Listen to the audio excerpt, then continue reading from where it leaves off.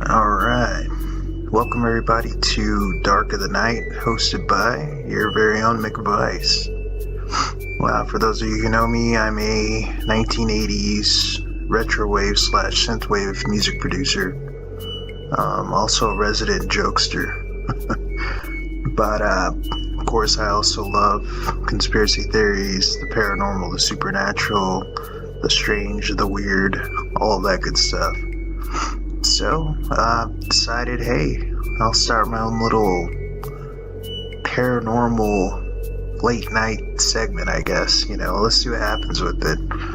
So, stepping away from the music a little bit, but, of course, all music being used in these videos is produced by me. If you like it, just send me an email, and I will send you a track. Okay. So, let's kick off our first episode. Today, here on Dark of the Night, that is the show, but our topic today is going to be Dracula, or not really Dracula. Most of you know Dracula, vampires and stuff like that, so that's really our topic today. It's vampires, and there's a little twist though. So, I'm weird, and I like to come across weird, strange things on the internet. So, we've all heard of stories of vampires, those stories have been around for ages. But, the twist is this. I was looking for, paranormal encounters by the U.S. military, because, hey, we have the most powerful military in the world. We're all over the world. So I just wanted to see what I could find. Lo and behold, I definitely found something. So, we're going to talk about that tonight.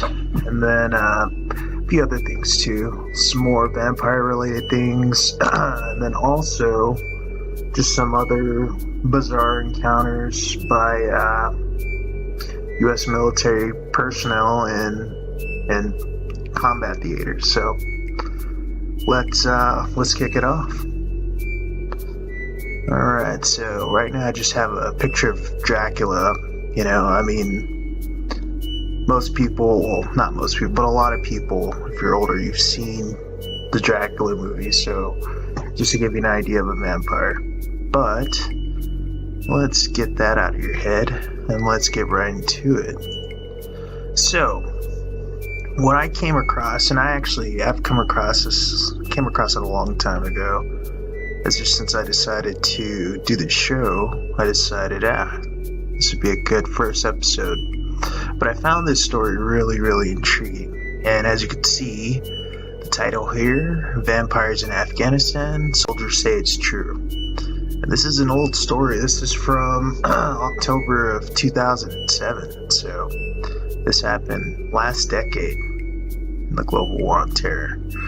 But this is a really interesting story. So this is just about some U.S. personnel in Afghanistan talking about the stories of vampires, And let's do something real quick, just to give you an idea. Let's show you Afghanistan real quick. And some people don't even know where Afghanistan is. It's a big country, though. So, let's see.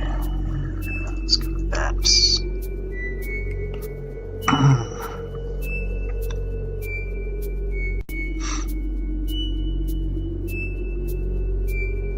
It's not, but okay. So here's Afghanistan right here. And as you can see, it's a lot. If you're familiar with maps, you know that what colors represent things like that. So basically, that's indicating a bunch of desert. Now, of course, Afghanistan has high mountain ranges. There are valleys where they're very lush, but there's a lot of desert, Zoom in a little bit. Maybe we can give you a satellite image. It'd be a little bit better.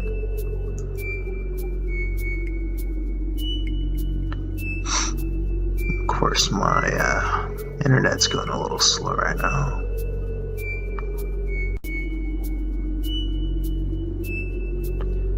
Alright, so here's Afghanistan once again. And disregard the political lines, you're probably going to load up here in a second, but roughly this area right here. As you can see, there is a little bit of green, but that's definitely a valley. But look at all this. Look at that. I mean, check it out. That's a lot of desert. That's a lot of mountainous, rugged terrain. Alright? So, I just wanted to show you that to give you an idea, because I know some of you are fucking terrible at geography, and you don't know a damn thing, so I just wanted to show you that on a map. You know, it's just good to know. But okay, let's go right back to the story. Enough of that. You can look at Afghanistan on your own time. Okay. Alright, so I'm going to read this article. And this was posted in the Salem News, so... Alright. That's out of Oregon. But okay, Salem, Oregon. During my 2 months on assignment in the Afghanistan Combat Theater last winter, I covered all kinds of military operations for SalemNews.com and Oregon's KPTV Fox 12. While I was there, I spent time on forward combat bases, I went on infantry foot patrols, flew in helicopters, and witnessed levels of disparity that were hard to imagine. But the only time I thought I was going to vomit that faraway land was when a very strange American soldier found it necessary to tell me about the Afghan vampires. So let's stop right there. What the fuck? You're a soldier in Afghanistan, you know, worried about the Taliban, Al-Qaeda and all that good stuff, you know, worried about, you know, improvised explosive devices and random bullets from snipers, things like that. Then you come across one of your fellow comrades and he tells you about vampires. Holy crap. Now, I don't know about you guys, but damn, I'd be like, let's do this, but no. Like, bruh, let me get some steaks and some crosses and stuff. Nah. Let me drink a bunch of holy water so that way when I piss, holy water comes out, holy urine, but nah. Anyway, that's very moving right there. That's very, I don't know, that's one of those things, like if someone tells you that, and I just don't know if any of you folks out there have ever been told a, you know, a moving piece of information such as, you know, something dealing with the paranormal or the supernatural. But whenever someone does tell you that, and you can look in their eyes and tell that, you know, they're not lying to you, that whatever they saw, they believe it to be true. I mean, regardless of whatever it really was at the end of the day, I mean, it makes you stop and listen, you know?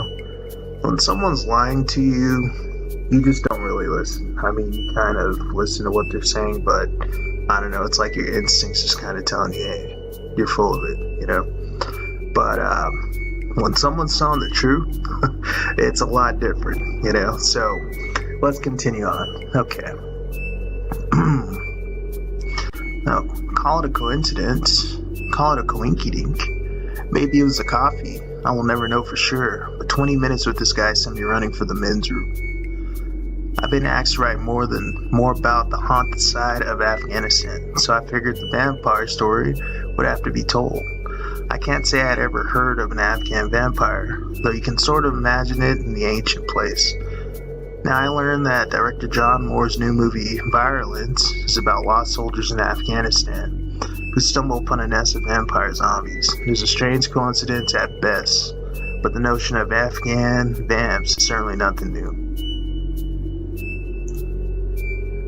The day I met this soldier, I was at the Bagram airfield in Afghanistan waiting for a series of flights which will lead me to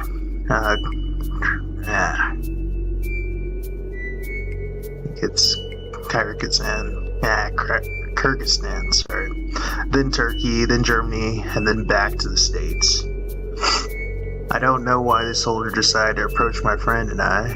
There were plenty of soldiers around, but he walked up and almost instantly asked if we knew about the vampire problems people in the local area experience. My friend Rick was a major who had spent most of his time at Camp Phoenix at Kabul. I, on the other hand, had moved around the country to several places, but I'd only spent part of a day at Bagram. Neither of us had heard anything about Afghan vampires. This soldier said it was common lore in the area and that the vampires struck horror in the hearts of the people around certain parts of Afghanistan more than the Taliban. Quote, they are really terrified of them, he said. It scares people half to death that they just think one is around, end quote, he said. Open quote. They come out at night. Sometimes people come up missing, especially kids. They even pull their animals inside when the vampires are out, end quote. My friend and I both wished that this guy and his bizarre stories would get lost, but he stayed right there telling us more about the local fears associated with the vampires of Afghanistan. It's been going on for 100 years. It's been going on for hundreds of years here. People in other parts of the world don't even know about it. But anyone who has lived around here does. So, let's stop there for a second.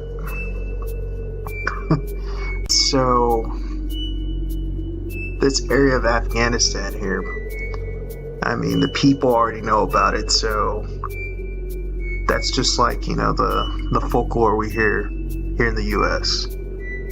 or any part of the world for that matter. So it doesn't matter at this point that these soldiers, you know, the one who's being told about the vampires, it doesn't really matter that he doesn't believe in the vampires or, you know, he thinks it's crazy or whatever. The people who live there, they're afraid of them, you know, and I mean, that tells you something. When the people from an area, you know, the people who actually reside there have lived there for years and their whole lives, if they believe it to be true, if they're terrified of these vampires, these bloodsuckers, then I'd be concerned, you know. I wouldn't think, oh, this is just bullshit. I would at least listen, you know. Because look here, this world, I mean, if you're in the conspiracy realm of things, you know, you're seeking truth. And we're uncovering all kinds of things. So I think at the end of the day, the safest answer, or the smart, wise answer would be you just don't know, because we really don't. The more you learn, the less you know, if that makes sense. I mean, so does that open up the possibility to vampires existing? Absolutely, you know. Are there parts of the world that, you know, maybe not too many people really have set foot on? You know, I believe that to be true. When you start looking into conspiracies like flat Earth and, you know, is outer space real? Do satellites really exist the way we think they do? You know, when you start adding all these and connecting all these little dots, then you start to realize, hey, you know, this world isn't, you know, as accessible and mapped as we thought it was, you know. I mean, there are probably areas of the world that no one goes to. And if you think about the desert, you know, even here in the U.S., there are parts of the Southwest and stuff where there's no one there for hundreds of miles, you know. If you do see people, though, it's because, you know, it's either along a river, or if it's like kind of out in the middle of the desert, then there's, you know, aquifer there or something. There's water, because out in the desert you need water. So is it hard to believe that there are parts deep in the deserts of Afghanistan that people don't really live in, but vampires do? Hell yeah. I mean, what's the biology of a vampire? I don't know. Do we know? You know, we've seen the movies. We think we have an idea. Who knows? Maybe that's based on some truth. But at the end of the day, we don't know, or we aren't being told. Alright. So, okay, let's continue on. There's no doubt that the people of Afghanistan are superstitious. Death is such a common occurrence here, and graves are no less prevalent in places You just see signs of it everywhere. The soldier said even our military forces have to be aware of this strange phenomenon in certain parts of the country. Alright, quote, guys are scared, you damn right. They know there isn't a thing anyone can do about it if one of them decides to come after you. You just stick with other people and hope for the best sometimes, end quote. I'm gonna stop there. That's fucked up. So what you can take from that is, these vampires. Alright, so if they decide they're gonna come get you, I guess that's it. Yendo. Game over. I guess one could come to the conclusion that these things are impervious to bullets and just modern weapons. That's crazy. So, I don't know. That's maybe a bold assumption, but I mean, that's a really grim quote, you know? Let's read that one more time. They know there isn't a thing anyone can do about it. If one of them decides to come after you, you just stick with other people and hope for the best sometimes. What the fuck? I mean, seriously. Think about that for a second. This is like you're marked for death. It's over. Game over. Like the Predator. It's just you're done, you know? What the hell? So that's disturbing. If these things do exist, then I don't know. Who knows? Maybe the U.S. military knows a way to fight them, you know? Anyway, let's continue on. Another soldier made this statement. Quote, Afghan vampire lives in the deep desert. Makes sense, desiccation and all. Looks like a normal person, but is quite a bit taller. Not bigger, just taller. And most of them are women. End quote. Okay, I'm gonna stop right there one more time. Holy crap. So now you're telling me that, okay, these vampires, they're not like, you know, behemoths or anything like that. They're just taller. So what are they, like NBA height or something? I mean, what are they, like 6'8", 7 feet tall, 8 feet tall, something like that? You know, what is like the WNBA? Because I mean, okay, most of them are women. What the hell? I mean, so most of these vampires are all women. Are these succubuses or succubi?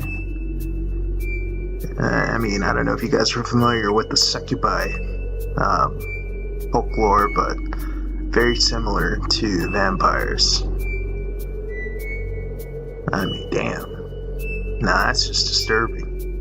I wonder if these women vampires are like pretty, you know? Kind of like the sirens, you know? I wonder if you saw one, you'd be like, man, she's gorgeous.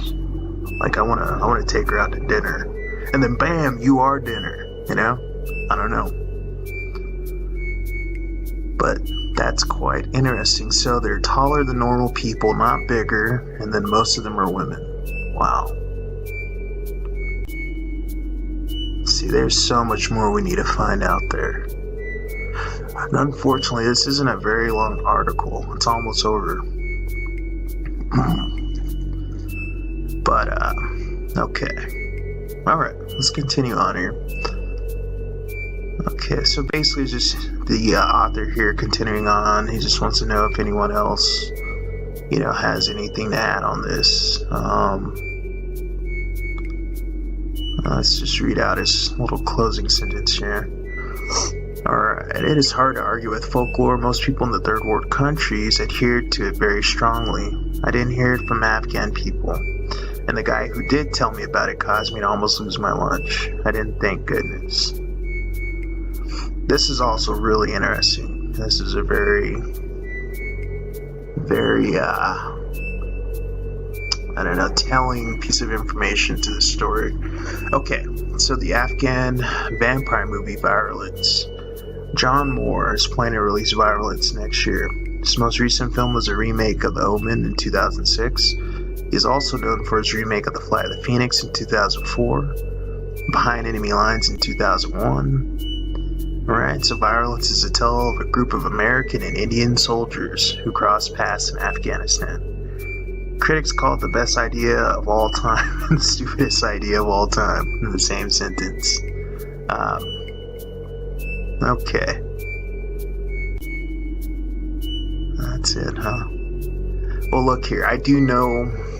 I have another article, and I'm going to post it up here in a second. We'll look into that more. But basically, this movie was supposed to be about zombie vampires that U.S. and Indian soldiers fought in the deserts of Afghanistan. Now,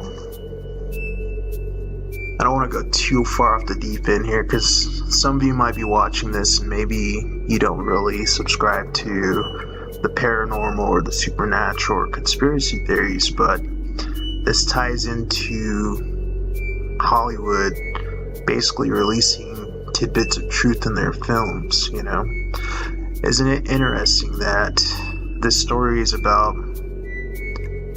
you know, vampires in Afghanistan, you know, and U.S. soldiers who have encountered them, and then in the same time frame, you know, they decide, we want to make a movie about this, you know. But here's where it gets interesting. So we'll move on to that here in a second. Keep that in the back of your mind. Let's just analyze this article one more time, okay? I know I did a lot of talking, but let's just go over a few things again. Some very important things to kind of keep in mind here. Okay.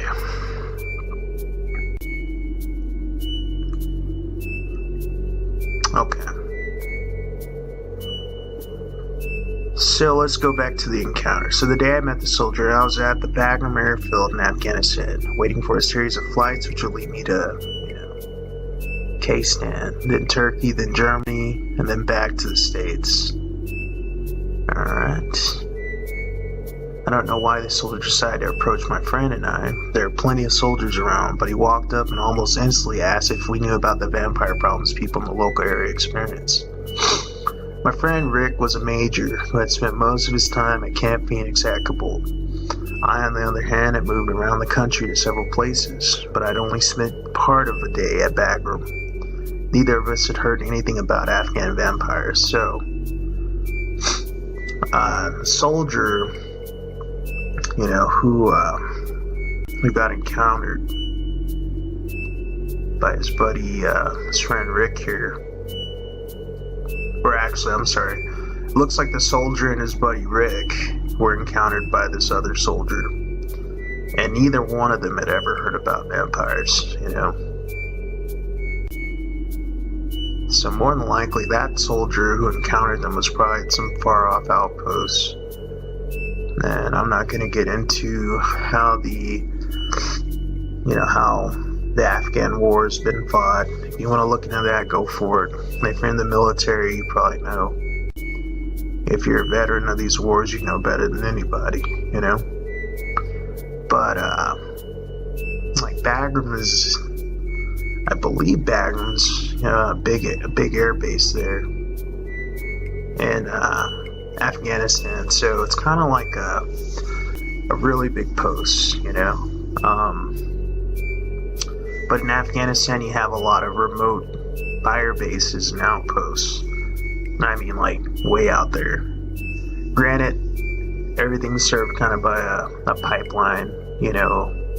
If you're at one outpost, there's probably another outpost, like 2, 3, 4. I don't know, it depends. I don't really know anymore. I used to be an Army cadet in college, so I used to look into all this stuff. Now I just don't remember, you know. But either way, I'm going out on a hunch here and going to say that the soldier who encountered, you know, the main guy here, Rick, was probably out in a more remote part of Afghanistan, you know. Still in the same vicinity, so the whole area of operations, you know, near Bagram and all that stuff, you know. But, yeah, okay. Anyway, let's go back into this. This soldier said it was common lore in the area that the vampires struck horror in the hearts of the people around certain parts of Afghanistan more than the Taliban. They are really terrified of them, he said. It scares people half to death if they just think one is around, he said. They come out at night, and sometimes people come up missing, especially kids. They even pull their animals inside when the vampires are out. Alright.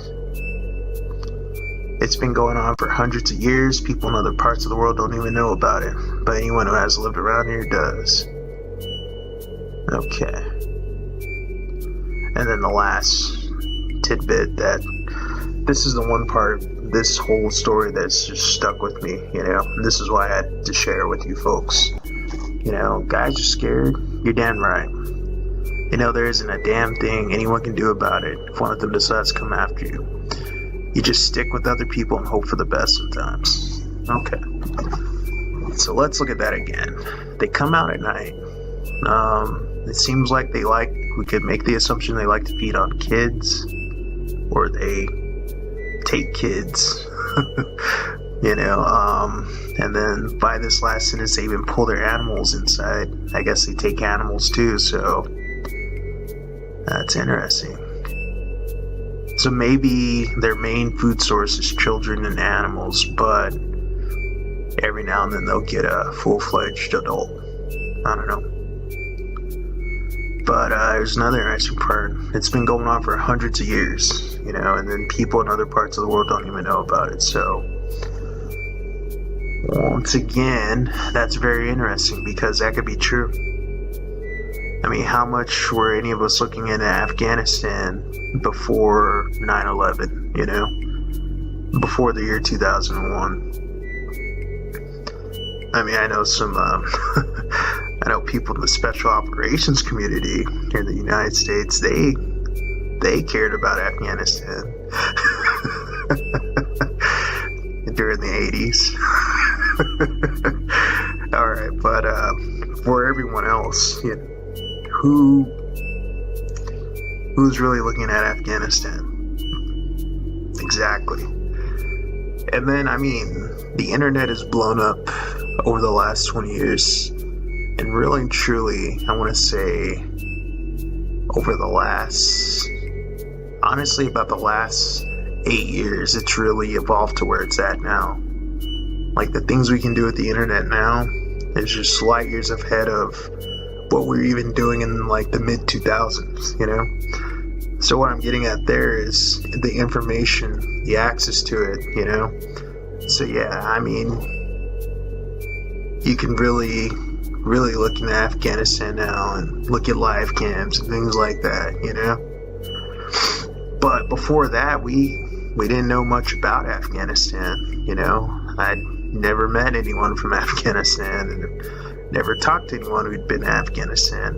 Now, I know people in alphabet agencies and things like that, they've been all over the world, you know? And that's the thing, too. You know? Let's tie in some conspiracy to this again. So, people in the military and agents for certain agencies, government workers, DOD, things like that, depending on what their clearance level is, they do have to sign NDAs, you know? And I mean, there are people walking around on this earth right now who basically they have information that they're going to take to their grave, you know? So who knows? I mean, you could be standing right next to some guy at the grocery store. You know, maybe you're getting some orange juice because orange juice is awesome. But who knows? I mean, it may be you're looking at a tablet while you're waiting to check out. It's like vampires in Afghanistan, and who knows, maybe you look over the person behind you and you're like, can you believe this crap? Then maybe that person's like, no, that's just so ridiculous, you know? But little do you know that motherfucker is like a vampire hunter for the CIA, you know? But he's never gonna tell anybody, you know? So we gotta wait for leaks and things like this. And I also think, you know, there's a chance that this could actually be really true. I mean, mainly because the folklore of vampires goes back so far. across the world, well, different parts of the world at least, and if it was in the U.S. military, it'd be one of those things that I wouldn't expect to hear about,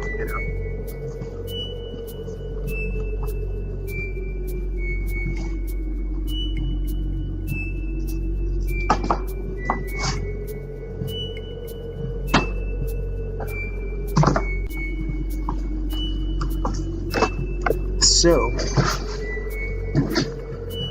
those are some factors to think about, but for the most part, that's that story. I'm going to share some links here at this video when I'm done, if you want to look at this article yourself, but that's basically that. So, U.S. military, and in this case, one confirmed soldier, but he also mentioned other soldiers, So we don't know how many, but some U.S. military personnel, and we don't know if they're Army or Marine Corps, whatever, have encountered vampires in Afghanistan. So, okay, but, excuse me. Here's the interesting part. So, the movie Virulence by John Moore, alright? So, as you can see here, John Moore, he redid The Omen in 2006. I remember watching that. He also did The Fly of the Phoenix in 2004. And he was is he the director? Oh yeah, Behind Enemy Lines. I was thinking about another movie. So, the director for Behind Enemy Lines as well. So, those are big Hollywood movies right there. So this guy is a big name guy. He's not just like some indie director or something like that. So let's check out John Moore on IMDb real quick. Alright.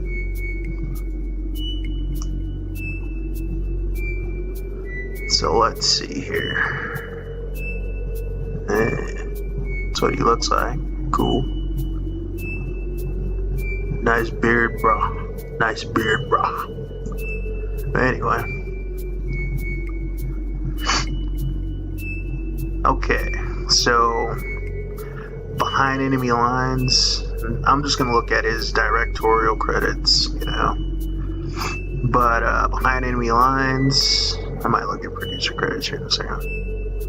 But of course, Behind Enemy Lines in 2001, Fly the Phoenix 04, The Omen in 06, Max Payne in 2008, Good Day to Die Hard 2013. Oh wow, he did It. So he did the new It. Oh cool. And then this movie coming up, American Hostage. This one's interesting. He did Max Payne, and that has Mark Wahlberg in it. And it's gonna be pivotal here in a second once we read our next article. But producer, shoots, he scores, The Omen, Max Payne, CJ. So nothing about Virulent. So basically, and I've looked around on the internet to see if I could find, maybe like an independent release for Virulent, because I know sometimes you'll hear about a movie that's going to be made in Hollywood and it doesn't get made, but then you check on it like a year or two later and you find out like instead of like the big studios and the big name people doing it, they shoved it off to like some new independent director or something like that, and then they just released it straight to DVD, But with this film, that's not the case, which is interesting because it looks like, I don't know, to me that makes it very suspicious. That makes it seem like it was actually based on some truth. Maybe some truth they didn't want us to know, And maybe it's something they didn't even want people to even think about, especially your soldiers. So you figure 2007, the war's still going on in Afghanistan, I mean, we're just a year after the surge in Iraq, and I believe things in Afghanistan weren't going as well at that point. So, I mean, even though it's a movie, and most normal people think that movies are just fiction, you know. I'm a hardcore paranoid conspiracy theorist. I believe these movies are based off the truth. So, who knows why they didn't want to release that movie, but I can't find any information about that movie being released anywhere. So, let's see. Let's go into this article here. John Moore to direct Virulence. So, and as you can see, this is from the 7th of August, 2007. That's Empire Online. I'll drop a link to that as well. But John Moore to direct Virulence. Vampire zombies in Afghanistan. Okay. Let's see. It's been a while since John Moore, the immensely likable Irish director behind last year's pretty admirable stab at remaking The Omen, has been mentioned around these parts. In truth, he's been taking some time off to recharge the batteries, but today it was announced he's back-to-back with a project that can be filed under both what the fuck and potentially cool. Virulence, based on the Virgin Comics title. Yeah.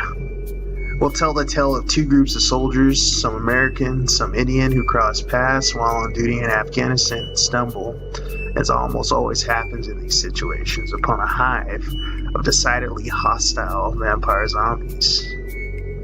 Now it's tradition at this point for Empire to talk about yet another Hollywood film stealing IRA zombies thunder, but in this case, we'll concede a point to Virulence. Zombies are cool, yes, but vampire zombies? Awesome. And nobody mentioned Toe Pooper's Life Force. Life Force is... that's a movie you need to see. Okay. Moore isn't a filmmaker who, by his own admission, has troubled the critics that much in his relatively short career, but his hyper-kinetic shooting style should lend itself well to Virulence, and a mix of doom-laden tone of The Omen and the ultra-machismo ensemble and sandy landscapes of his best movie, The Flight of the Phoenix remake. Should be right up the street. Let's see. I need some water. Okay. Most refreshingly, though, Virulence isn't a remake, a relief for a man who could have become bogged down in retreats. Rumor has it he was offered the day the Earth stood still not too long ago. And I watched that reboot. Okay. New Regency has optioned the comic book for 20th Century Fox to distribute, while John Cox will pen the script, or will co-produce along with Seth Jarrett, Virgin Comics, Sharad Devarajan, and Gotham Chopra, who promises that Virulence is gonna rock. No word yet on cast. It's early days after all, but we'll keep you posted on this, blah blah blah blah blah. Okay. So that's just a basic story about, the movie Virulence, the movie that didn't happen. But like I said, remember I told you I pointed out Max Payne in 08, which also had Mark Wahlberg. Well, here's why. Alright. Yeah. Computers, man, weird. This is still a fairly new computer. Awesome. No.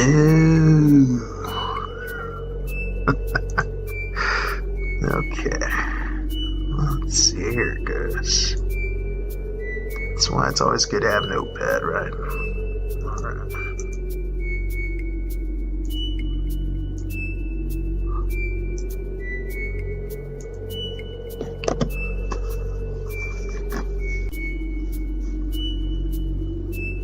Okay, so for those of you who are observing, you've been paying attention to the timeline. We're still in the year 2007 here, so let's see. This article here is from 2008. This is August of 2008, so basically a year later. But as you can see, John Moore wants Mark Wahlberg for a zombie-filled Virulence film. So, John Moore was looking to work with Mark Wahlberg on this film. And so, Mark Wahlberg is a very popular actor. He's been in a lot of action films, blockbusters. I know I've overheard ladies, they love him, stuff like that. As a guy, I like his movies too. He's in some good movies, action-wise and stuff like that. So I mean, you put a Mark Wahlberg in a movie, people are gonna watch it. So this was gonna be a serious movie, and for some reason, it never happened. And I don't know.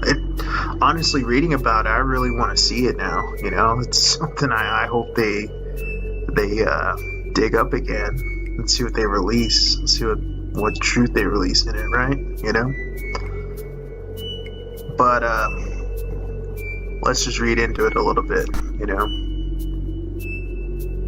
So let's see. He hasn't succumbed to the rampant Dark Knight mania, more so than now classic line is Moore's mantra for the upcoming film Virulence, a horror story published by Virgin Comics about a platoon of U.S. Marines stationed in Afghanistan who come across a group of flesh-eating vampire zombies. I guess it's something we could do too. Anyone who says I'll look into Virgin Comics and look at their Virulence comic books or something, I don't know. Okay.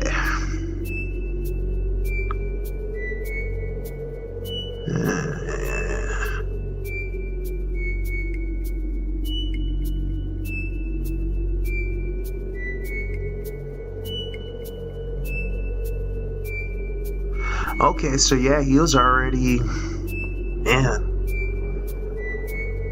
I'm just reading through this. I'll post a link for you folks who want to read this article, but if you're following along with me, have common sense. It's not hard to find this, so whatever. And I sound like a dick. Okay.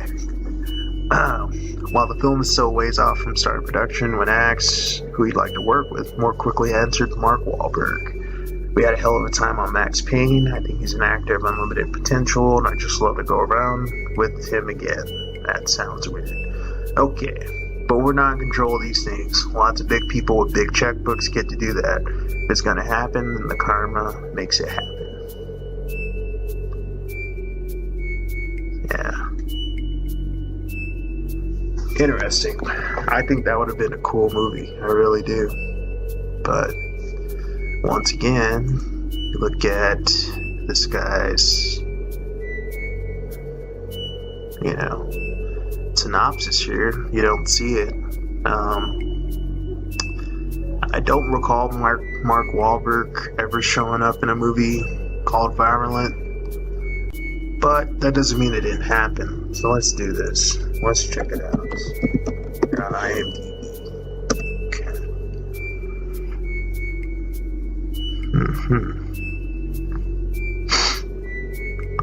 Now, mind you, I already checked, so I remember looking at this, and I don't think it had anything to do with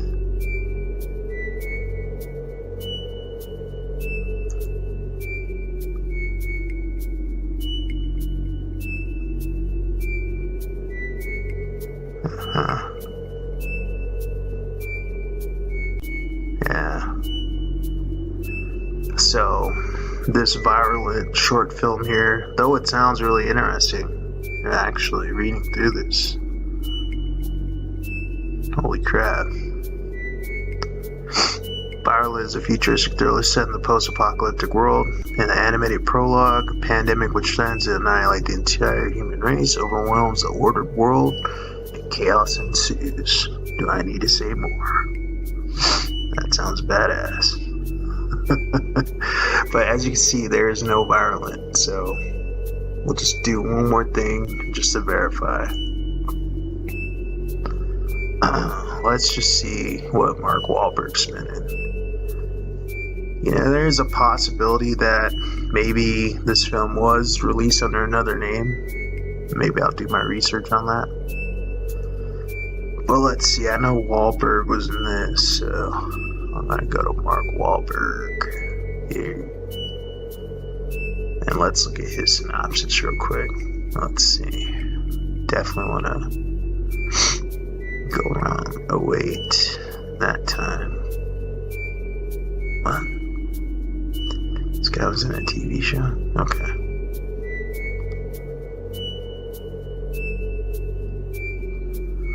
Alright, let's check out his actor credits. Alright.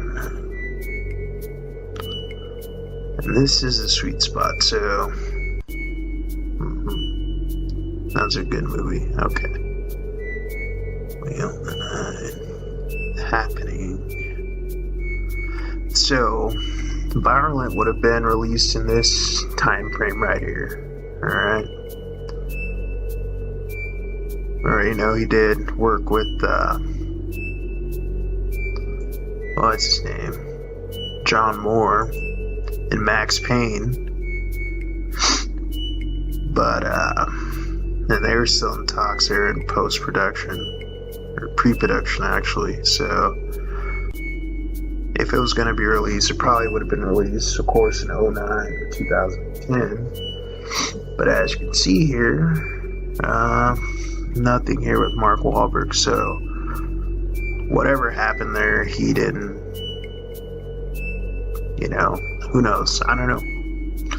All I know is Virulent doesn't exist, so that's another very pivotal piece of information in this story here,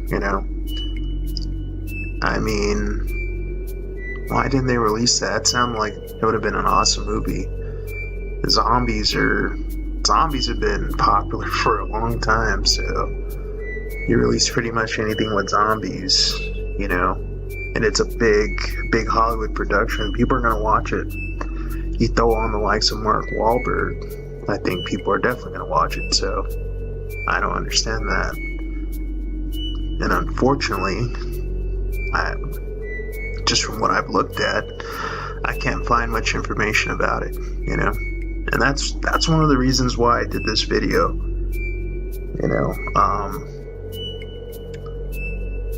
I can't find much information about this story at all,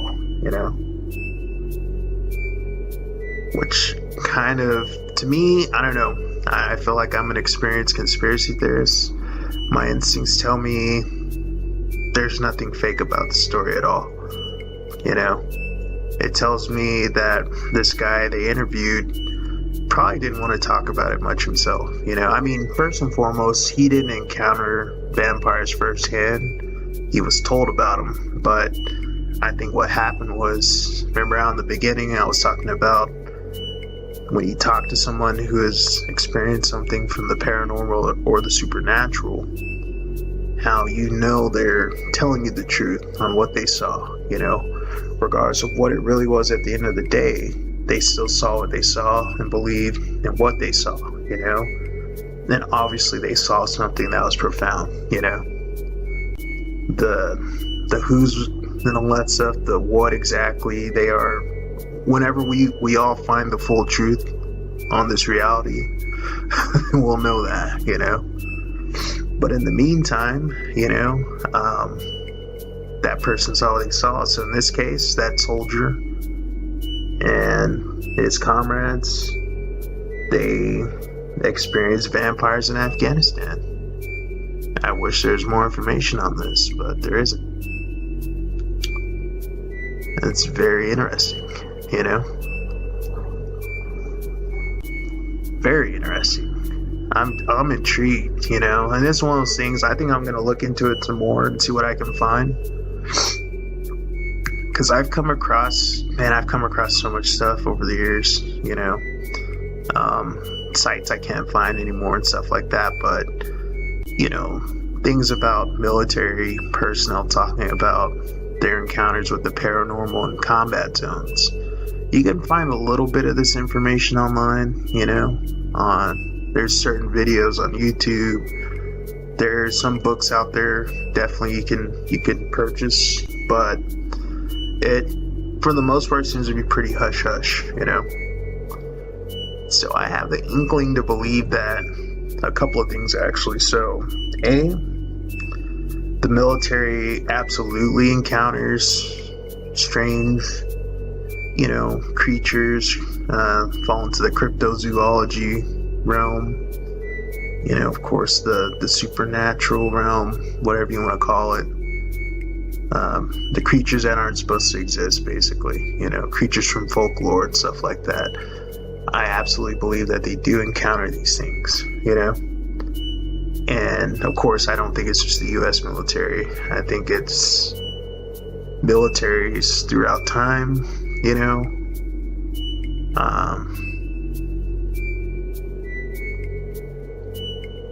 in different wars, of course, and who knows? I mean, let's play the good and evil game real quick, right? Maybe since war is such a bad thing,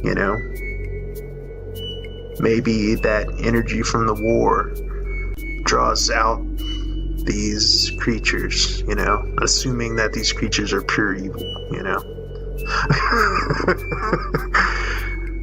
So we go with that explanation. I think that fits in well. But okay, either way, let's drop that for a second, But so let's go back to what I think with this stuff. So yeah, I do believe that our very own U.S. military encounters paranormal creatures and stuff like that in war zones. And probably not just war zones. There's no telling what else. I also believe that they probably create hybrids, and you hear stories about animal experiments and things like that, right? So is that too hard to believe that they're experimenting? I'll just leave it at that. I don't know. And then is there really a third option? Third option could be this. This is a really off-the-wall theory, but not really, My whole theory is, especially with, our very own military, we are the world superpower right now, But there's another regime before us that was a superpower, the Nazi regime, and they went all over the world procuring, artifacts from the occult. They were looking for all the weird paranormal supernatural things to do with witchcraft, you name it, and I'm sure so many other things that we're never going to know. And of course, at the end of World War II, we brought in a lot of their scientists. So, in a way, I feel like it continued, but now through the U.S. military. And here's where my theory gets off the wall. I have a feeling, because this ties in so many things, and this is just connecting the dots and coming up with the theory. It doesn't mean it's true. But we're going to these places and we're fighting these wars not to keep up the petrodollar. I think that's like the cover story, like the tier 1 conspiracy cover story. So for the rest of the world, it's we're there to liberate the people and give democracy or fight terrorism, right?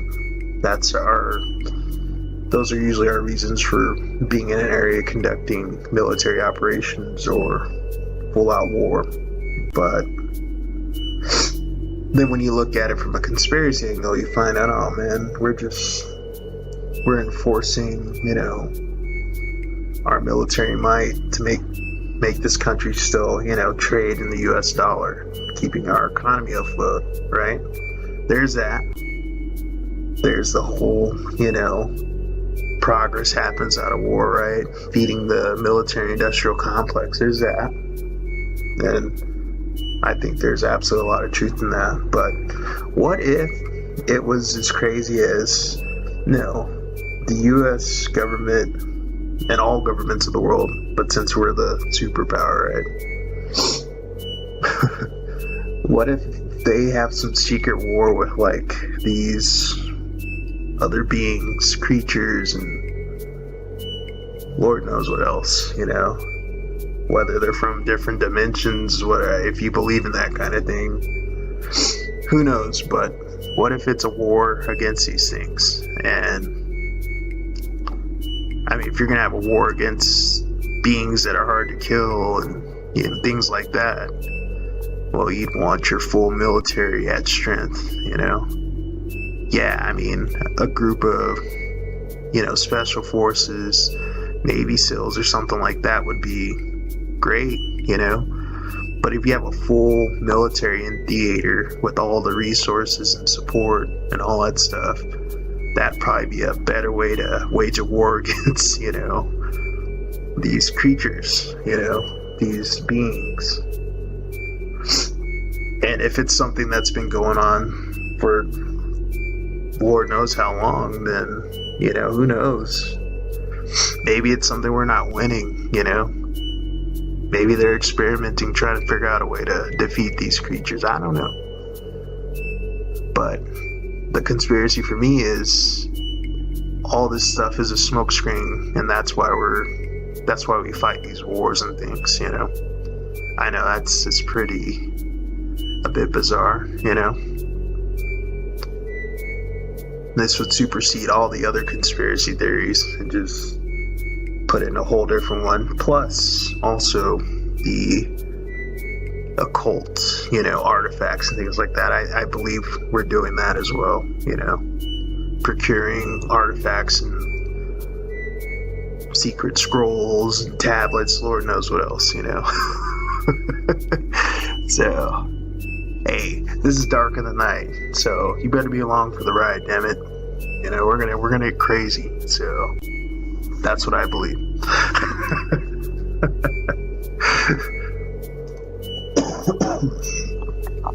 Okay, so enough with that. So like I said, you know, this whole thing started off because I was looking at, you know, U.S. military encounters with vampires and things like that. So let's take a look at some other bizarre encounters that happened with U.S. military personnel in wartime. So Mysterious Universe is a website I like to go to. You'll find some really interesting articles. But let's start off with this one here. And this is from January of 2017. Bizarre encounters with the weird in the Vietnam War. Okay. Well, let's see. Wartime has always proved to be a wellspring of amazing tales and strange experiences. History is rife with such accounts, and it seems that the fog of combat can produce some truly bizarre stories. Often these accounts and reports go well off into the world of the weird, with wars producing their fair share of tales of the odd and unexplained.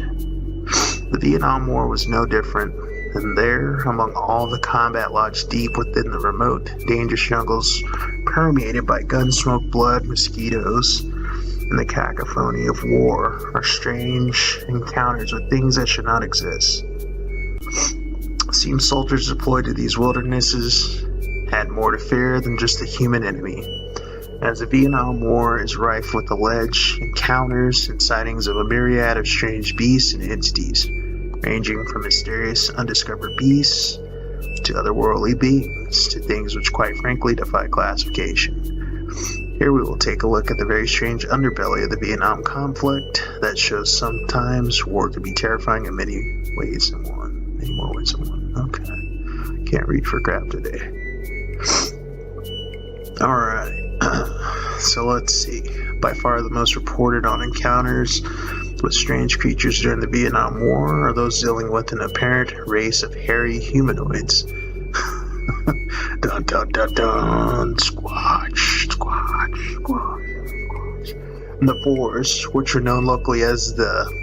I can't even say that. The people of the Fours, as well as the Batutut and the Ujit. I don't even know if I said that right. These are hairy ape-like creatures covered in reddish hair and typically reported as being very muscular and around 5 feet in height. Interesting. 5 feet tall. Huh. Wow. They're like schoolgirl size. Okay, anyway. With distinctively ape-like features, the problem is Vietnam has no wild apes. These creatures were widely reported by both American forces in the Vietnamese jungles, who called them rock apes, due to their purported habit of throwing rocks, as well as by the Viet Cong. Interesting. The reports of encountering these creatures during the Vietnam War and even confronting them are many. This is a topic I have covered. Okay. Huh.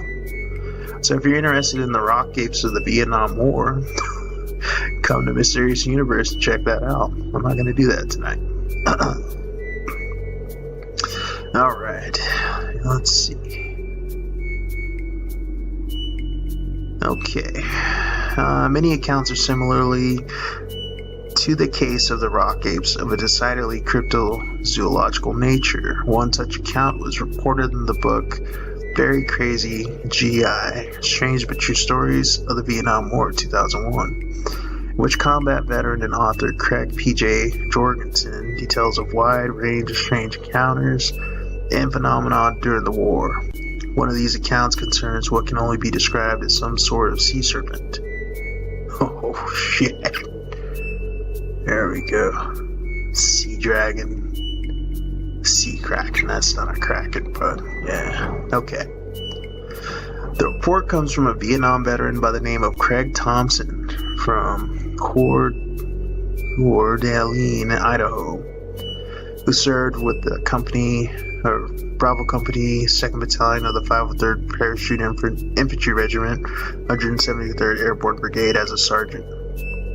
Thompson reported that one day he and his platoon had been bathing in the Bong Song River when some startled soldiers pointed out that there was an enormous serpentine creature swimming through the water in an undulating manner in their direction. Creepy.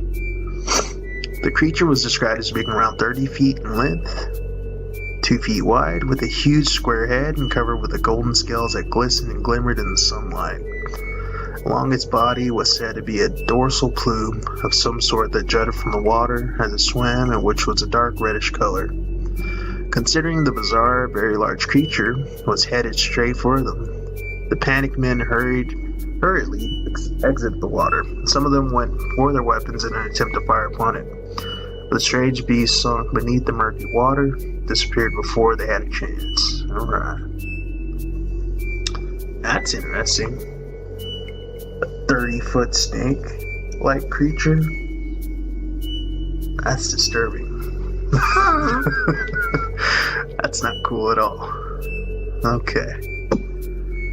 Alright. Thompson would spend many years puzzling over the sighting and would later come to the conclusion what they had seen was perhaps a giant oarfish that wandered into the river, with the oarfish being a long serpentine fish which can grow up to 36 feet in length and is often mistaken for sea serpents. Yeah. Okay. The oarfish also has a dorsal plume of sorts in the form of a dorsal crest, and in some respects seems to match the description given by Thompson. However, the golden coloration in the report is not consistent with an oarfish. Additionally, oarfish are deep-sea fish, which are not known to venture into fresh water, and are only very rarely seen near the surface at all. Okay. So basically, I don't even need to see what this cryptozoologist Carl Schuker is about to say, but whatever. He's basically going to say it wasn't an oarfish, you know how it goes. You want to read into it, read into it. This is where it gets disturbing, though. Yeah, okay. So there are also reports in the Vietnam War of spiders, far larger than any known in the region. One such report comes from a comment on the website Cryptomundo in 2013, in response to a post by cryptozoologist Lauren Coleman titled Camel Spiders and Other Alleged Giant Spiders. Alright. The commentator goes by the name Mr. Maxima, claimed that his father-in-law had been in a 5-man scout unit during the war, and that while out in the jungle had seen enormous spiders described as having bodies the size of dinner plates. yeah, if you're eating dinner right now, I can understand if you upchuck that all over the table, or all over yourself, whatever. That's wrong. I mean, spider doesn't need to get any bigger than a dinner plate, alright? That's just disturbing. Damn. My God. Nuke the whole damn jungle. Alright. With 20 to 30 inch leg spans. These mysterious spiders were reported as being found near water sources such as creeks, rivers, and that they were extraordinarily tough. On several occasions, it was claimed that the startled men had opened fire on the massive spiders with their M16s, but that even when riddled with bullets, they'd still be moving around and scampering about. Fuck. That's really disturbing. So, they can survive gunfire, God, man. My God. And they're not even that, I mean, they're big, but damn, It's the size of a dinner plate with 20 to 30 inch leg spans, so. I mean, it's a big sucker, but it's not like bigger than a human being or something like that, you know what I mean? So you mean to tell me that an assault rifle cannot kill a bug that big? And what the hell are these things made out of? Alright, of course we know what they're made out of, right? Nature, but oh man, that's disturbing. Alright.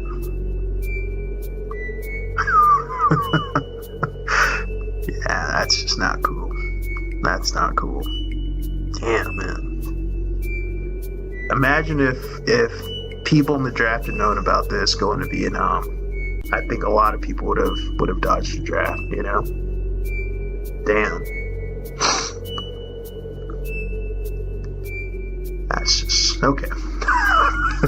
Of course, this is a totally unverified report, but it certainly makes one think about what sorts of unknown species could be wandering about out there in this jungle already known to be inhabited by numerous deadly spiders and snakes. Alright, now if you're into cryptozoology, you already know there's all kinds of stories around the world of really big, animals and insects. So this isn't too far off the, this isn't too paranormal. This isn't too out there, There's that possibility these things really exist, I mean, just think about it. If they're deep in their ecosystem, well fed, then they have an environment they can thrive in, If man isn't there to destroy it, then they're probably good to go.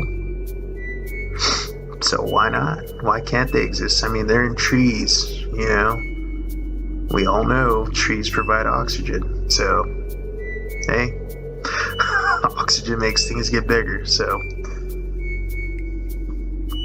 well, a higher oxygen content inhibits growth, so anyway, alright, scroll down, you don't need to see that picture. Okay, oh, looks like a giant snake time, anaconda time, man, alright. Speaking of snakes, adding to giant spiders are the equally creepy giant snakes. One photographer riding a helicopter in Vietnam claimed that they were flying over a patch of jungle when he noticed something unusual down below. At first, it seemed to be an extremely large greenish tube-like thing laying across a winding dirt road out in the middle of nowhere. The photographer then told the pilot to get lower so that he could get a look at it and to ascertain what it was. And this is when he could see that whatever it was moving in an undulating fashion. They circled the strange creature for some time before it was reported that suddenly the thing rose up above the trees, and they could see that it was in fact a gargantuan snake of some sort. The snake was said to have a large, horse-like head with eyes 3 feet in diameter. It seemed to be coiling as if in preparation to actually strike out at the helicopter. My God. The entire length of the gigantic serpent was estimated as being well over 100 feet long. Get the fuck out of here. Fuck. Fuck that. Dragon snake bastard. Okay. Son of a bitch. Trimmer mother... Oh, of course it's not really called a trimmer, but if you've seen the movie for Trimmers, you know what I'm talking about. Well, that leads to another story, the Gobi Desert. Anyway, we're not gonna go down that road, man.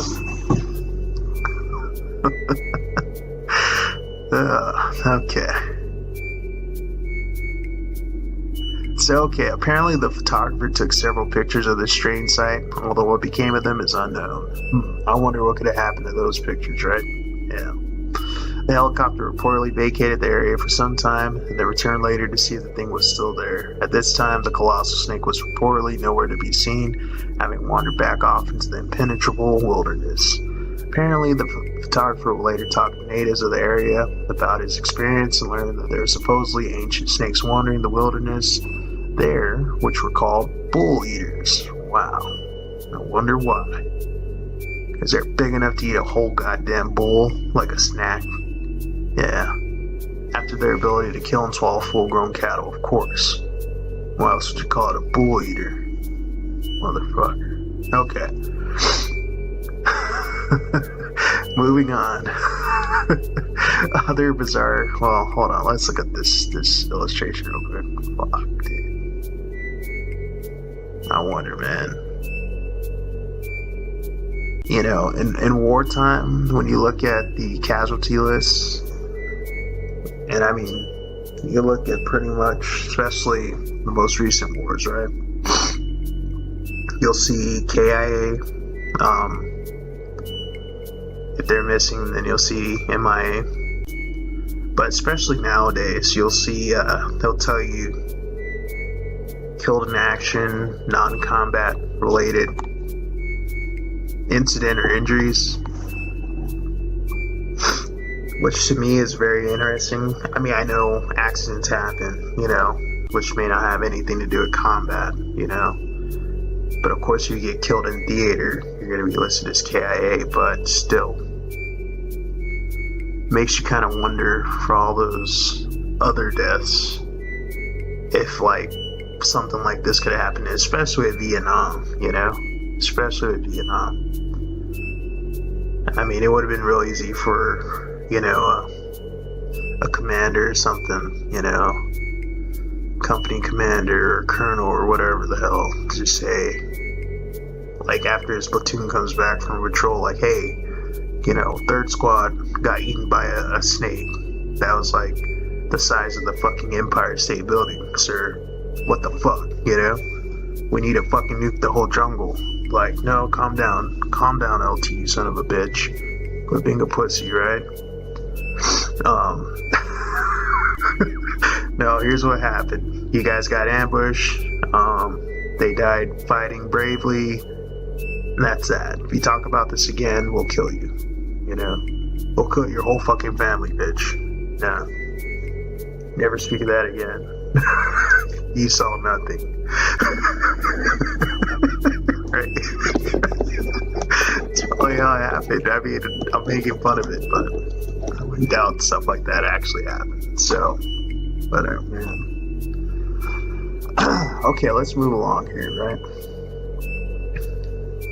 I think we're getting pretty close now. Oh, no, it goes on for a while. Let's see here. Oh, wow. Some more really interesting things here. So, other encounters with strange beasts clearly diverge often to more bizarre territory, presenting creatures that seem to be more than just undiscovered species of some sort, but rather something more mysterious. One such account allegedly occurred on December 17, 1974, when a platoon of soldiers was out on a search and destroy mission along a river just north of the DMZ in the early morning hours. That's interesting. I mean, if they're out on a search and destroy mission this late 1974, yeah, they're probably special operations of some sort. So that's something to think about. Okay. The platoon had penetrated through a heavily wooded riverbank to reach a clearing, and it is then that they notice that the area was strangely silent and devoid of the typical jungle sounds. This incessant drone of insects, animals, and birds. So it was unnervingly quiet, which is always a bad sign. Okay. Sensing that this was bad news, a scout was sent ahead to see if enemies were in the vicinity, but nothing was found, not even any tracks. In the meantime, as the eerie, almost oppressive silence continued, some piles of what appeared to be dung from some large unidentified animal were found scattered about the clearing, and as the soldiers examined them, they were heard crashing sounds from the thick brush. The platoon allegedly looked up to see several large humanoid creatures come lumbering out of the trees and brush, which were unlike anything any of them had ever seen. The creatures were estimated as being around 8 feet in height, with a bright yellow coloration, and 3-fingered hands that ended in wicked-looking talons. Okay. The faces of these strange beasts were flat and sported large eyes, with only a couple of slits for a nose. Okay. That's a weird description, huh? Like someone would give us like a sketch of that. Okay. These giant yellow-skinned beings are reported as passing right by the platoon, seemingly not even paying any attention to them at all. But when the frightened soldiers began to get out of there, the loud sounds of crushing brush could be heard behind them. They realized that whatever the creatures had been were following them. Wow, why were you like that? Okay. As the increasingly unsettled men picked up their pace and broke into a run, the crashing became more frantic and ominous, as if the giants were closing in for the kill. Several of the men reportedly fired their weapons at their pursuers to no apparent effect, with the creatures barely flinching even when hit with armor-piercing rounds. The men were now running as fast as they could towards our boat, moored at the riverside, sporadically firing ineffectual behind them as the beasts closed in. They finally reached their boat and beat a hasty retreat. And as they left, there purportedly saw the haunting sight of dozens of the huge humanoids gathered on the shore watching them leave. What in the world did these men see? We may never know. Okay.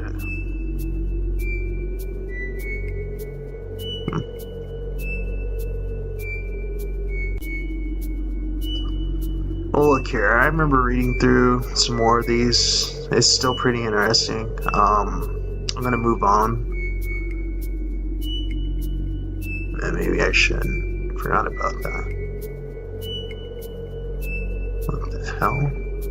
See, that's like a succubus right there. A succubi. I wonder if... I mean, like, I know succubus are like females. Female bloodsucker, winged bat women things, right? They feed on men. I don't know if they feed on women. From what I understand, they primarily feed on men, and that's succubus. The succubus.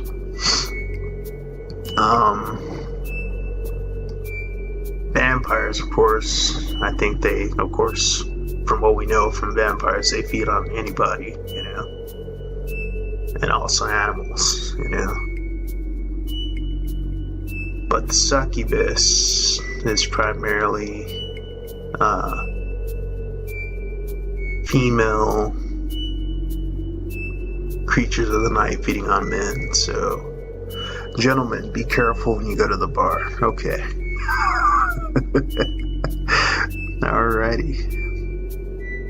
Maybe we should find that story there.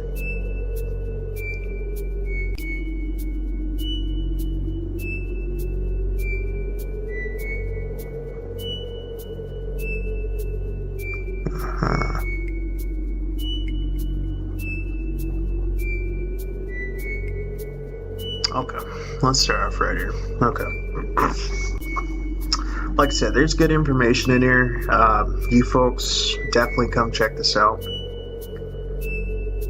But since it looks like there's something related to vampires here, that's mainly the whole aim of this show here. This is all related, but let's kind of curtail it back to vampires and stuff. Let's see what this next one is. So, some strange accounts from the war are a bit harder to classify. One of these is certainly the case of what has come to be mostly known as a bird woman of Danane. Wow, that's interesting. It was most famously recounted by John Keel in his Mothman Prophecies. Ooh, so it's a tie into the Mothman Prophecies. That's cool. Okay, in which he credits the source as being FSR, Case Histories number 10, June 1972.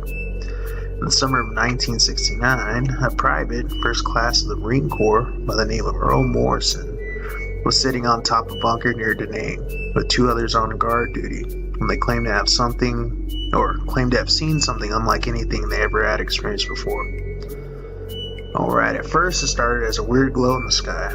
The source indiscernible, but as it drew closer, they could make out that it was some sort of flying humanoid with bat-like wings. Okay. As it slowly moved closer, certain features could be ascertained. The creature seemed to be in the form of a naked woman with flowing long hair and totally black skin that cast an eerie greenish glow around it. The entity was described as being completely silent and as flying very slowly and purposefully. Morrison would say of the odd side. There was a glow on her and around her. Everything glowed. Looked like she glowed and threw off her radiance. We saw her arms toward the wings, and they looked like regular molded arms, each with a hand and fingers and everything. But they had skin from the wings going over them. And when she flapped her wings, there was no noise at first. It looked like her arms didn't have any bones in them, because they were limber just like a bat. Okay. The strange entity inexorably came closer as the shocked men looked on, unsure of what to do until it was hovering a mere 6 or 7 feet above their heads, so close that she blotted out the moon. Wow. None of them knew what to do. All they could do was stare with their mouths agape, trying to make sense of what they were seeing. The entire time, they could hear no sound from the creature, and it was not until she was continuing on her way that they could make out the faint sound of her wings flapping. The entire encounter was reported as lasting between 3 and 4 minutes. Interestingly, Vietnam folklore speaks of what are referred to as night flyers, which are winged humanoids, usually described as being women, which are said to swoop down and attack the unwary. So, this definitely falls in line with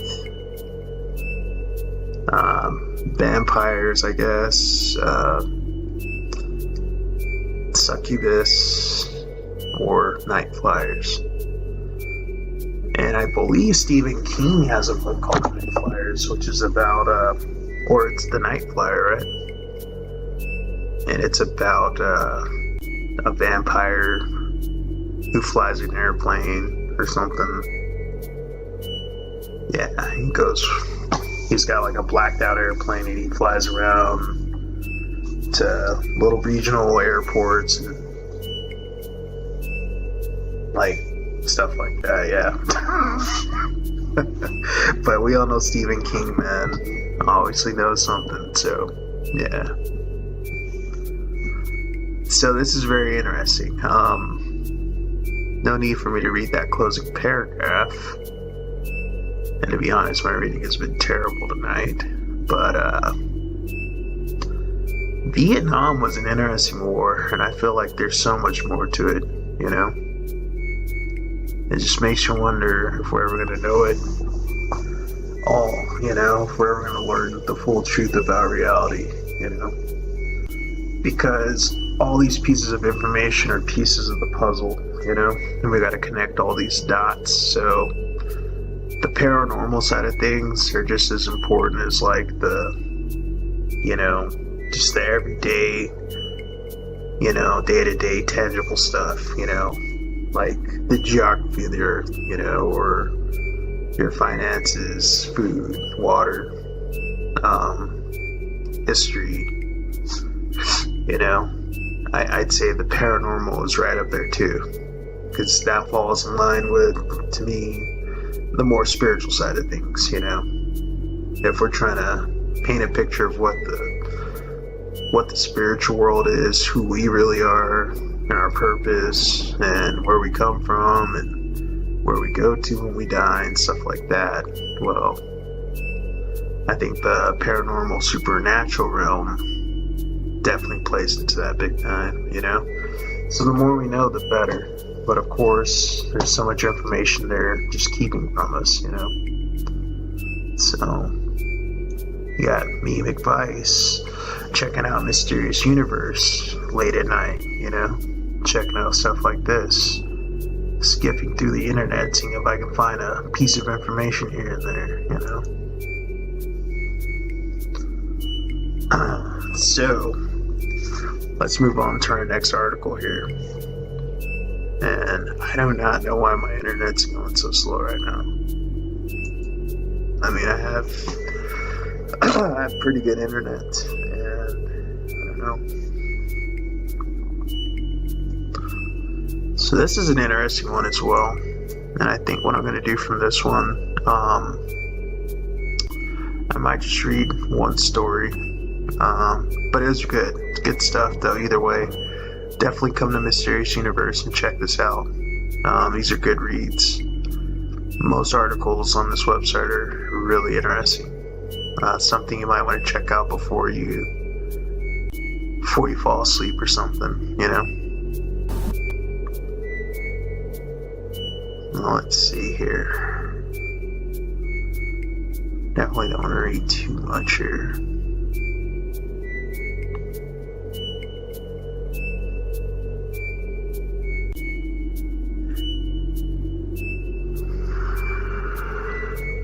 Okay.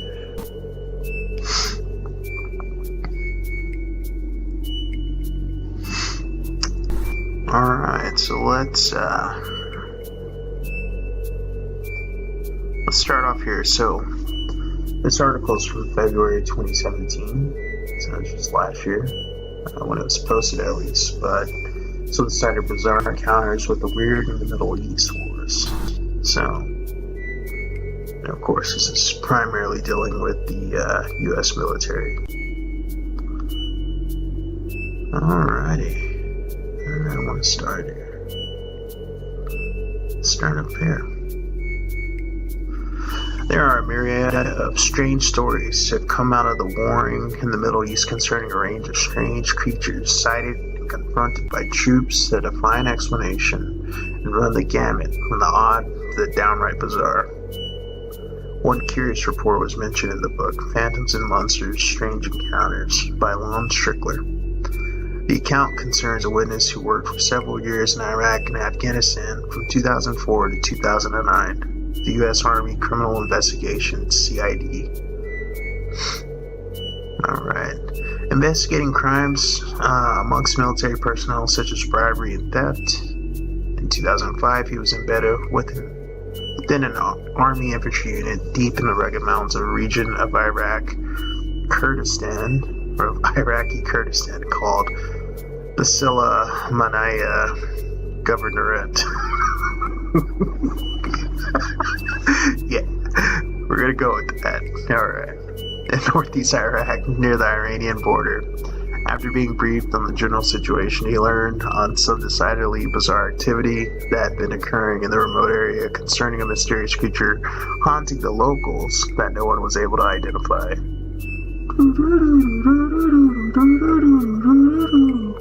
Nice picture. Alright. According to the villagers of the isolated wilderness region and the Kurdish military, people were being stalked and haunted by beasts known locally as the Chupacabra, as the ghoul, which is described as being a very tall humanoid creature with disproportionately long arms and legs, which reportedly had a taste for human flesh. Dun dun dun. Why wouldn't it? Okay. The witness was ordered to the area for an in-depth investigation, accompanied by an infantry squad. And at this point, it was thought that the bizarre story perhaps came down to a crazed soldier who had caught AWOL and was going around killing people. Man, that guy would be a maniac. If so, anyway, it was thought that they may be basically dealing with a serial killer, a man who had perhaps snapped and gone mad from the stresses of war. Yet after several days of surveillance and searching, they had come up with no trace of who or what could be behind the strange activity. They began to suspect that this was all just spooky stories and nerves, but villagers were adamant that something was hunting them and killing them, to the point that many were afraid to leave their homes even in the daytime. Wow. Then things took a turn for the weird. Okay. According to the witness, one evening he was going over some reports with the squad leader when they reported hearing a shrill, unearthly scream echoed through the air outside, which seemed to come from the direction of a nearby mountain pass. When they went outside to investigate, some of the villagers were hurrying to their homes for safety, and they claimed that this was a scream of the very thing that had been terrorizing them. The armed soldiers mobilized and decided to head into the pass to investigate the eerie, otherworldly scream, and whatever it was, howling again several times, sending everyone's hair on end. It was an alarming, blood-curdling sound, unlike anything any of them had ever heard before. Like no animal known to live in the area, these heavily armed men were actually scared of what they might find out there in the dark. Slowly and warily, they fanned out into the dark pass to conduct a search. And the witness would describe what happened thus. Dun, dun, dun, dun. Okay. Within the hour, the squad and I were slowly entering the pass. It was night, but the moon was very bright, so we were able to see around a bit. We searched the entire area for several hours using night vision and high-intensity lights. We found nothing, not a footprint or remnant from any creature fitting the description. I have always wondered what we heard that night. I have asked a few learned people for their opinion, but with little satisfaction. There were many strange instances in Iraq that just never made the light of day. I heard of some, but I'm positive most were just filed away. Dun, dun, dun, dun, dun. Okay, that's pretty disturbing. So it's possible that thing is still out there feasting on Iraqis. Man, it's fucked up. Okay. Ooh, look at this one. Something else in Afghanistan. Okay. I actually don't remember seeing that when I skimmed through it. It's very interesting. Hold on 1 second.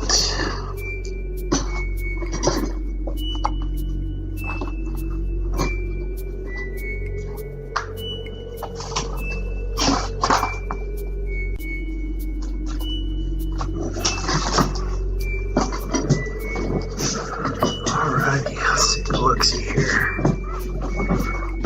So, alright. Other strange humanoid creatures seem to have haunted troops in the Middle East that are just as hard to classify, every bit as odd. One American soldier claimed to have had a very bizarre encounter while deployed to a remote area of southern Afghanistan. Man. Afghanistan. Yes, I did call it Afghaniland. Alright. The witness reports that one night he and a squad mate had set up a position to secure a site at around 2 a.m., at which time only he and the forward gunner were awake. After setting up the position, they sat there in the quiet night, scanning the darkness for any activity. The tiredness and monotony of the scene crept upon them to threaten to make them fall asleep. However, they were jolted awake when something bizarre stepped out of the night. Oh shit. What the fuck was it? It's a Gumby. Okay. Out of the shadows about 75 yards away from their position crept what appeared to be a very tall man. And then startled soldiers put... What? To be a very tall man. The startled soldiers put on their night vision goggles to identify this potential enemy. Whatever the figure was appeared to be human, and they were wondering whether to open fire or not when it reportedly turned its head towards them and peered at them with the eyes so bright that they hurt the soldiers' eyes and caused their night vision goggles to malfunction. Wow. The witness would say of the rest of the encounter. Then the thing turned and looked right at me with eyes so bright my night vision goggles started to burn out, meaning it was so bright it was burning the system. Usually done only by really fucking bright shit like the sun. So that freaked me out and I pulled my NVG's night vision equipment off, and these eyes were like neon red blood. Blood red and bright as the sun. So this freaks me out, and I pulled my machine gun over and trained the thermal optic on it. And those eyes are so hot it started to burn out that optic. Same concept as before, but with, heat. but his body was so cold he stood out from the background, which is really weird. I slowly loaded it, and then the eyes moved like he cocked his head at me and turned and walked off, and he was gone. I didn't say a word of this while we were there or to anyone in the army since we've gotten back. But he told Mysterious Universe. You lying sack shit. Alright, I'm joking. Alright. Yeah. These strange encounters with humanoid beings could be a lot of things, but according to some far-out reports, that may be actual, real vampires. Oh man. Here we go again. I told you.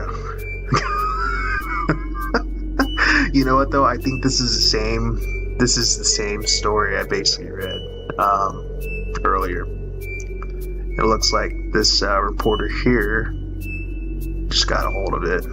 So we're not going to read that again. But that's good, you know? I mean, I think in journalism, to vet a source, you have to have like three good sources or something like that. So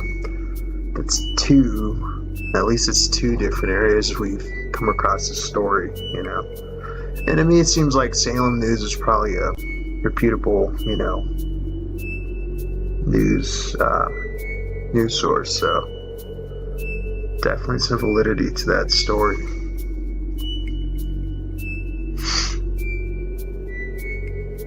Look at that. Look at those clouds. No chemtrails.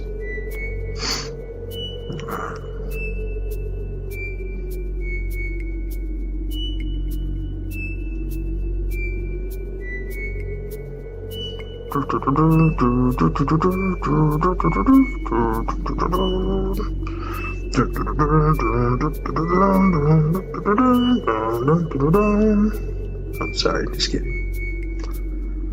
Let's see. Huh. Man, I missed this one. Okay. Let's check this one out real quick. So, fitting very well into the theme of vampires prowling the nighttime landscape of the wastelands of Afghanistan is another exceptionally bizarre report from the country, which allegedly occurred on January 25, 2002. It started when a group of U.S. Marines were mapping caves near Tora Bora with sonar equipment, when they reportedly began having strange interference on their equipment from some unidentified signal coming from within. The Marines thought at first it was a jamming device of some sort screwing with their equipment, possibly used by Taliban forces. Three men, Corporal Sawyer and Wade and Sergeant Carlos Ramos, allegedly ventured into the darkness to see what was going on. They geared up and went in search of the source of the signal that was jamming them, which appeared to be embedded deep down in the cave somewhere. As they penetrated into the murk of the cave's bowels, the cave's bowels. The cave has a bowel movement. Okay. Corporal Wade reportedly walked into an explosive device, booby trap of some sort, which broke his back and started screaming out in pain. Yeah, he would. Who wouldn't? When the others ran to his aid, they could see that he was not only hurt, but terrified by something he had just seen. The fallen soldier claimed that after he had been injured, as he lay helpless on the cave floor, something large had flown over him, which he said looked like a woman with wings. Goddamn. Anyway, here we go again, right? Motherfucking succubus. Looked like a woman with wings. So, look here, fellas. If we ever go to... Basically, we should never go to Afghanistan. Ever. Clearly, out there in the caves, the deserts, there are fierce women, at the very least, that are going to kill you and eat you. Because they're cannibals, at the very least. You know, not going into the paranormal yet. But it seems like there's at least like some just wild feral women who are going to eat you and your children and your dogs. And your horses, probably. Or your mules. Or your camel. Yeah. Holy shit. Okay, let's continue. The other Marines thought that maybe the incapacitated Wade was hallucinating from the pain, and after making sure he was okay and radioing for a rescue team, they left him there to see if they could reach the signal source, which their equipment told them was not far away. Alright. That's a fuck up right there. Alright, you're just gonna leave your comrade down there? I mean, look here. I know. It's one of those things where you gotta make a decision. It's like, man, I don't know. I mean, the guy just said he saw a woman fly over him with wings. You know? And if you know like your squad mate there, you know this guy, you would probably know if he was making this crap up or not, you know? There's a certain point, even with extreme pain, where it's not hallucinations, you know? And then not only that, I mean, these guys are all Marines, you know? Whether you're a Marine or soldier, whatever. You have your instincts. Something's got to be telling you. Something's not right about this cave, you know? So, man, it's just a tough situation, though, because there's only 3, you know? Would have been more ideal that there are 4 guys, because then 2, like, one guy could have stayed behind with Wade, and then the other 2 could have went out to go try to find, you know, a signal, or the signal source, whatever it is. But unfortunately, both of them left and just left Wade down there.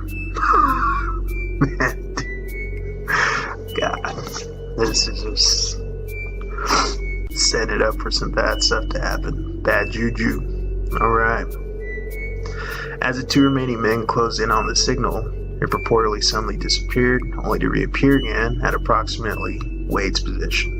The 2 baffled Marines are trying to figure out what was going on when they suddenly heard gunfire coming from Wade, as well as screams of what sounded like terror and pain. They hurried through the gloom to their fallen buddy, but when they reached him, they found that Wade had died and sustained injuries from what appeared to be a wild animal of some sort.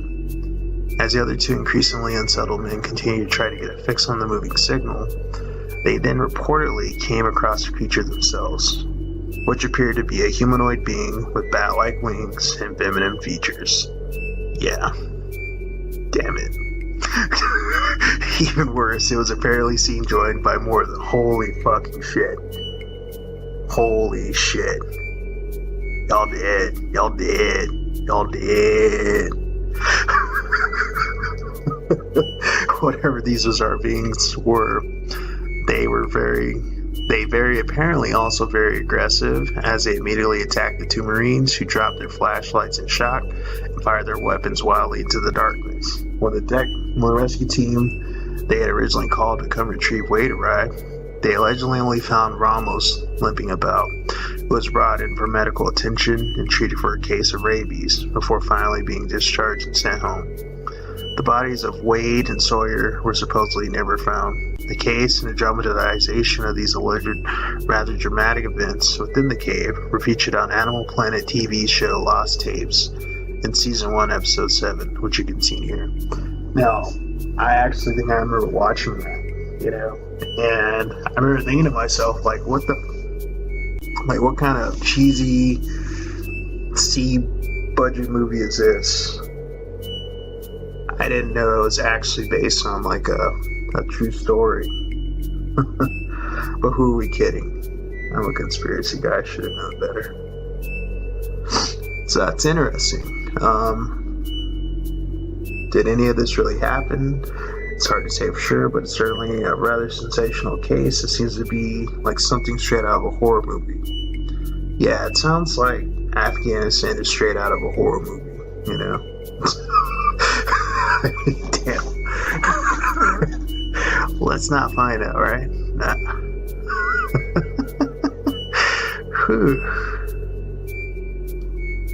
Oh, wow, that's interesting. Alright. I think I'm good for the night on reading these things, but I think you guys get the point. Obviously, the military is encountering some very strange things in the Middle East, probably other parts of the world too, probably in other wars as well. along with other militaries around the world probably. So this is very interesting stuff. Now I will say this, there was one more article I was going to go over, so I'll just show it to you guys real quick. Let's see how long it takes to load up here. Alright, so, and this is something I found early this morning as I was going to bed. So, vampire hysteria continues in East Africa. Now, yesterday, when I was deciding, like, oh man, I'm going to do a show about, vampires and U.S. military encounters with vampires, when I was going to bed, I decided to check out Mysterious Universe, and I came across this article right here. And it's so funny because it's like, man, what are the odds? I mean, I don't remember seeing a vampire story. I mean, yeah, those two I just showed you, I've read those before, but I haven't seen something dedicated completely to vampires on Mysterious Universe in a while. So that was crazy that this was one of the first things I saw last night, opening it up. But we're not going to go into this, but it's very interesting, and it's something you should definitely check out. And I don't know how interested in vampires you are, but hopefully these pieces of information I've shared with you today will get you to look into it more, Now, I just touched a very small sector of vampirism or whatever, I took the military angle, which I thought was just very interesting, very, very interesting, but plenty of other stories out there of just regular people coming across vampires and stuff like that, so, yeah. Alright, we'll just read this opening paragraph and kind of skim through it a bit. But this was posted earlier today. So, yeah, it was early in the morning. So, anyway. Vampire hysteria continues in East Africa. For some strange reason, news reports of vampire panics have been coming out of the eastern African nation of Malawi.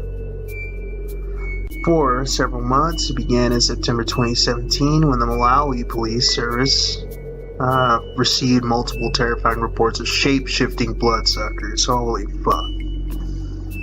Now they're shape-shift. Well, I guess from the movies they always were shape-shifters, aren't they? They go from bat to human. Damn it. Motherfuckers. Shape-shifting bloodsuckers could take human form. According to the reports, angry mobs formed outside of law enforcement officials' homes when they were accused of not taking serious enough action. And I don't blame them. You got some shape-shifting bloodsuckers, you got a problem, Let's see. Oh, this is interesting. A month later, the United Nations Department on Safety and Security recommended the removal of its personnel from several districts in Malawi due to these angry mobs. Sure, due to the angry mobs. Yeah. The U.S. Embassy in Malawi also withdrew its Peace Corps volunteers due to ongoing acts of vigilante justice stemming from rumors of persons attempting to siphon blood from local residents for ritualistic use. Turns out Malawians really don't like vampires sneaking around taking everyone's blood at night. And I don't blame them. Who wants that problem, That is messed up. I'll tell you who would like that, though.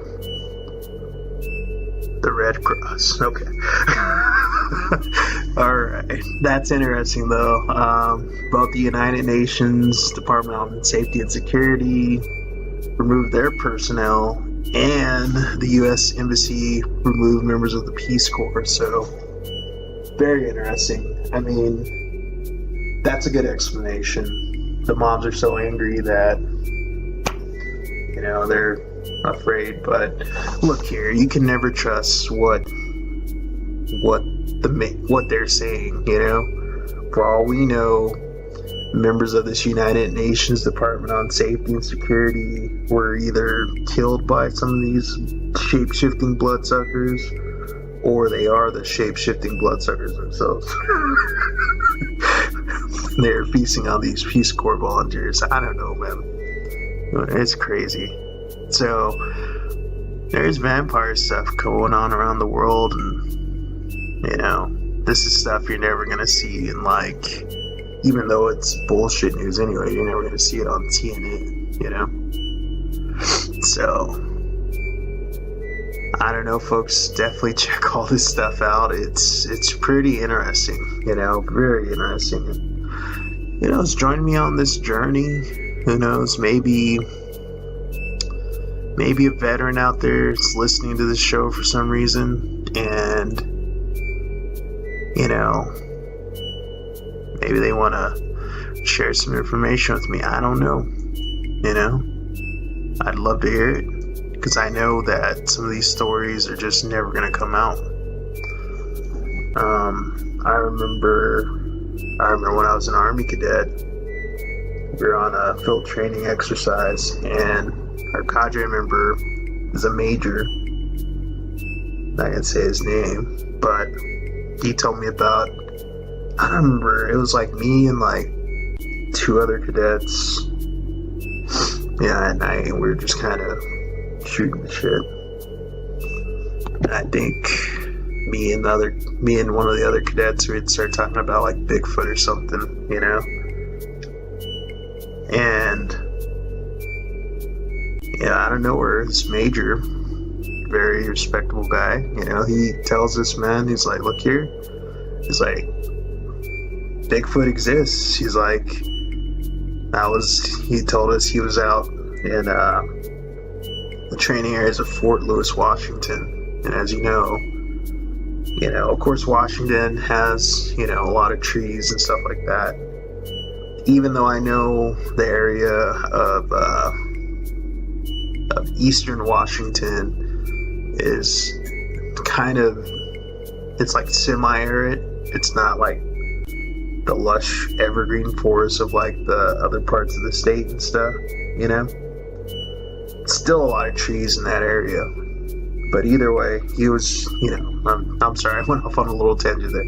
Just trying to paint the landscape for you folks. But that's what he said. He said he was out on a field training exercise himself, and it was like sometime at night, and there's a hunter's moon out. And he said there's like a clearing or something like that off to the distance, and he saw a creature that was like 8-9 feet tall, standing next to a tree, you know, shaped pretty much like what we all have known Bigfoot to look like, I guess, from the drawings and the sightings. And he said he saw it clear as day standing there, but, you know, he was far off. And he said he looked at it, was kind of shocked, and just kind of basically in shock. And then it was there for like a few seconds, and then it walked into the trees, basically. Then he said he only told one other person. He didn't tell anyone else. So that's crazy that he decided to share that with us, you know. But the point I'm trying to get at is, here it is, you know, an officer in the Army, you know, and I believe he's retired now.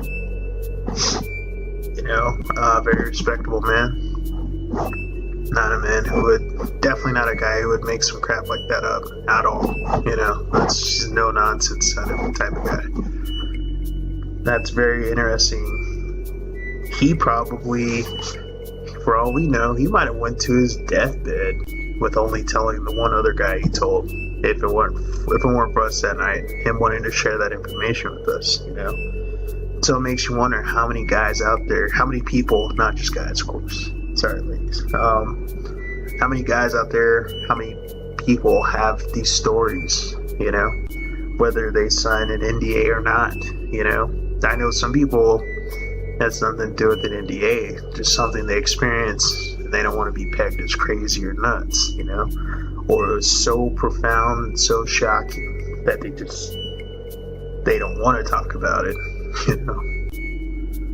How many people out there are floating around with these stories, these pieces of information, you know?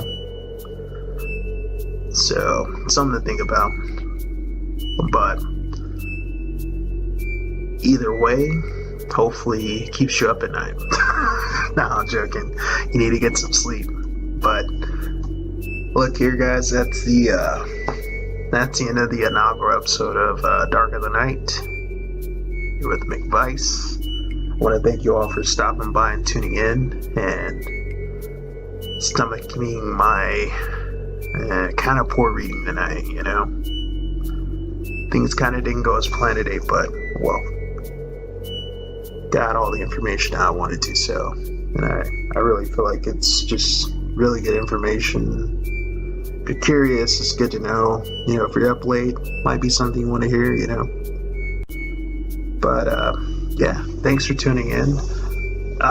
Here on Dark of the Night, the plan is to talk about all things paranormal, all things supernatural, all things cryptozoology, you know, I already said that, conspiracy theory, things like that. Anything strange, anything bizarre, anything that's just not the norm, you know. So, just stuff to help you get through your night. And if you're a critical thinker and a thinker, well, if you're a thinker, then you're a critical thinker. Stuff to think about, you know, stuff to ponder. Because the night is very mysterious. And with that being said, y'all take it easy, and y'all have a good night. Thanks for tuning in.